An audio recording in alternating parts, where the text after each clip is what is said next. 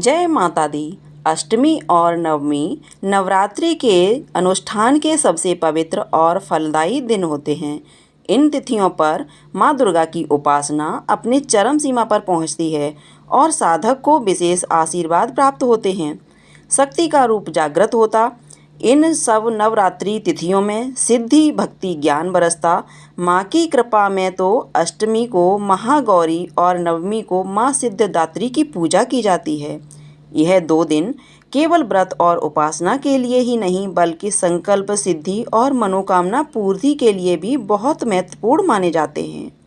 जो साधक इन तिथियों पर विधि पूर्वक पूजा हवन कन्या पूजन और पारण करते हैं उन्हें माँ दुर्गा की विशेष कृपा प्राप्त होती है और उनके समस्त कष्ट भी दूर होते हैं। इस समय चैत्र नवरात्रि व्रत चल रहे हैं, तो अब आप जानेंगे कि इस बार अष्टमी और नवमी कब है, व्रत का पारण कब और कैसे करना है, कन्या पूजन का शुभ मुहूर्त क्या रहेगा। कुछ लोग नवरात्रि के पूरे उपवास रखते हैं और अष्टमी को या फिर नवमी तिथि को कन्या पूजन करते हैं, लेकिन जो लोग किसी कारण से नवरात्रि के पूरे उपवास न रखकर केवल पहले और आखिरी उपवास रखते हैं, तो ऐसे में जिनके घर में अष्टमी के दिन कन्या पूजन होता है तो उन्हें सप्तमी का उपवास कैसे करना है। जिनके यहाँ पर नवमी तिथि के दिन कन्या पूजन होता है तो उन्हें अष्टमी का उपवास किस दिन रखना है। सारी बातें इस वीडियो में आप जानेंगे। अगर आपको जानकारी पसंद आए तो वीडियो को लाइक करके हमारे चैनल को भी सब्सक्राइब ज़रूर कीजिएगा ताकि इसी तरह की जानकारी आपको समय पर मिल सके। जैसा कि आप सभी जानते हैं, इस बार 30 मार्च दिन रविवार से चैत्र नवरात्रि का शुभारंभ हुआ है और समापन होगा 6 अप्रैल रविवार। दुर्गा अष्टमी यानी अष्टमी तिथि रहेगी 5 अप्रैल शनिवार को और नवमी तिथि जिसे रामनवमी के रूप में भी मनाया जाता है 6 अप्रैल दिन रविवार को ही रहेगी। अष्टमी तिथि यानी 8वां दिन रहेगा 5 अप्रैल शनिवार को और अष्टमी तिथि प्रारंभ होगी 4 अप्रैल शुक्रवार को रात 8:13 से और अष्टमी तिथि की समाप्ति होगी 5 अप्रैल दिन शनिवार को शाम 7:26 पर। तो 5 अप्रैल को महागौरी की पूजा की जाएगी और जिनके यहाँ पर इस दिन कन्या पूजन होता हो तो सुबह के समय कन्या पूजन भी किया जाएगा। 5 अप्रैल को सूर्योदय होगा सुबह 6:19 पर, सूर्यास्त होगा शाम 6:40 पर। इस बार अष्टमी तिथि के दिन बहुत ही शुभ योग बन रहे हैं। पुनर्वसु और पुष्य नक्षत्र का योग इस दिन बनेगा। सारा दिन पुनर्वसु नक्षत्र रहेगा क्योंकि अगले दिन सुबह 5:32 पर समाप्त होगा। राहु काल का समय रहेगा सुबह 9 बजे से 10:30 तक। अगर हो सके तो आपको कन्या पूजन करते समय राहु काल के समय का त्याग करना चाहिए।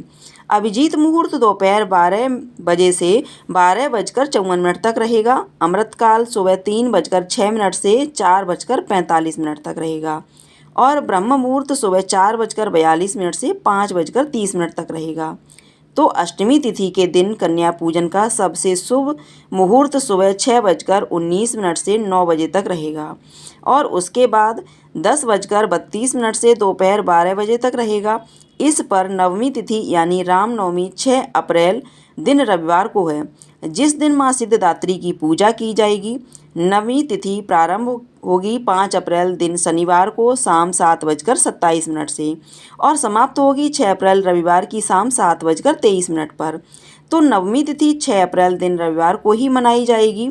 6 अप्रैल रविवार को सूर्योदय होगा सुबह 6:18 पर, सूर्यास्त होगा शाम 6:40 पर और पुष्य नक्षत्र का शुभ योग पूरा दिन रहेगा जो कि अपने आप में शुभ मुहूर्त है, बहुत ही शुभ योग है। अभिजीत मुहूर्त शाम 4:30 से 6 बजे तक रहेगा। तो इस दिन कन्या पूजन का शुभ मुहूर्त रहेगा सुबह 6:18 से दोपहर 12 बजे के बीच में। अब अष्टमी और नवमी तिथि में भी बहुत से लोग तो अष्टमी तिथि के दिन कन्या पूजन करके व्रत का पारण कर लेते हैं।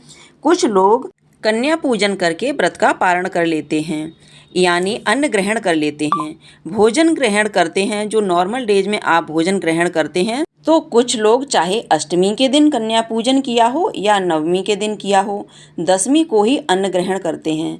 तो यह आपकी श्रद्धा पर निर्भर करता है कि आप पारण किस दिन करना चाहते हैं। हालांकि दशमी को ही पारण करना ज़्यादा शुभ माना जाता है और पारण को आप हमेशा शुभ मुहूर्त में करें ताकि शुभ फल की प्राप्ति हो।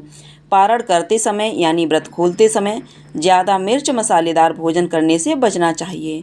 सात्विक हल्का फुल्का आहार लेना चाहिए। कन्या पूजन के बिना नवरात्रि पूजन अधूरा रहता है। चाहे आपने व्रत रखे हों या ना रखे हों, अष्टमी नवमी के दिन कन्या पूजन आप सभी को करना चाहिए। जो भी चीज़ पहले आप ग्रहण करें उससे पहले माँ दुर्गा को समर्पित कर एक हिस्सा गौ माता के लिए निकाल कर फिर बाकी को प्रसाद रूप में ग्रहण करके व्रत का पारण कर सकते हैं। पारणा करने का शुभ मुहूर्त क्या है? वह कन्या पूजन के बाद ही होगा। तो जब भी आप कन्या पूजन कर लें तो उसके बाद अगर राहु काल का समय हो तो राहु काल के समय को त्याग कर आप उस समय व्रत का पारण प्रसाद ग्रहण कर सकते हैं। हमेशा मीठी चीज़ों का सेवन पहले करना चाहिए। खीर या हलवे का और नारियल चने का पहले आपको प्रसाद रूप में सेवन करने के बाद ही नमक वाला भोजन ग्रहण करना चाहिए। कन्या पूजन करने के लिए कन्या को आमंत्रित करके उनके पैर धोकर रोली अक्षत पुष्प अर्पित करके उनके हाथों में कलावा बांधकर उन्हें हलवा चना और पूरी का प्रसाद अर्पित करें। फिर उपहार दक्षिणा देकर उनका आशीर्वाद प्राप्त करें। प्रसाद ग्रहण करने से पहले सभी परिवारजनों को भी बांटना चाहिए और स्वयं व्रत का पारण करते समय माँ का ध्यान करें और संकल्प करें कि आगे भी इस व्रत को श्रद्धा और निष्ठा से आप करेंगे।